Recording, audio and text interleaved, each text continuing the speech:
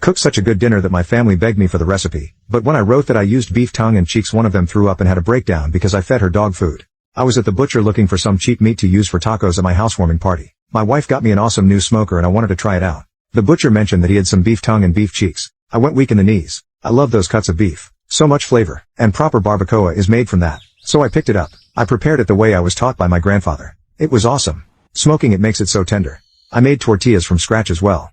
We had our party and everyone enjoyed the food. Until my wife's brother's girlfriend asked for the recipe. I declined because it was my family recipe and I don't like to give away recipes. I have in the past and I end up getting crapped on because it doesn't taste as good and I must have sabotaged them on purpose. No, Madison, I didn't sabotage you. You used cinnamon powder in your chili instead of a couple of cinnamon sticks like I said. My wife told me to please play nice and share. So I wrote out the recipe for the girl. She immediately starts dry heaving like she is going to hurl. My brother-in-law comes over to see what's going on. She screams that I serve dog food for supper. So everyone starts asking what she means and she starts waving the recipe around and saying that beef cheeks and tongues are what she buys for dog snacks. No one else complains.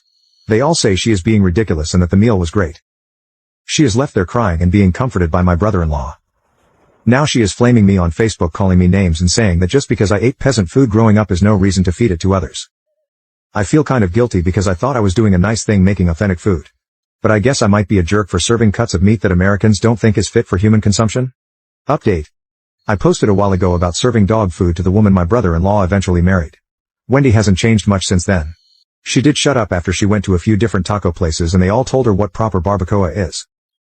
So anyway, now whenever we have people over I always prepare a meal specially for her.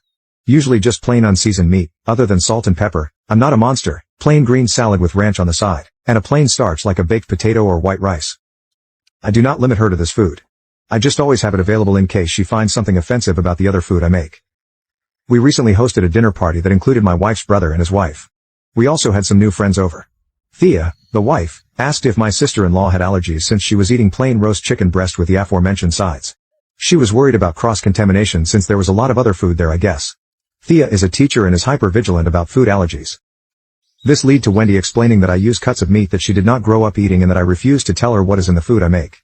This is a fact. I learned my lesson. I make food my friends and family enjoy. If I use an ingredient that may be against a dietary restriction, I make it clear. For example, if I serve pork, I let everyone know. I also will answer any questions about allergens. You can now check if there is a part 2 by clicking share and more.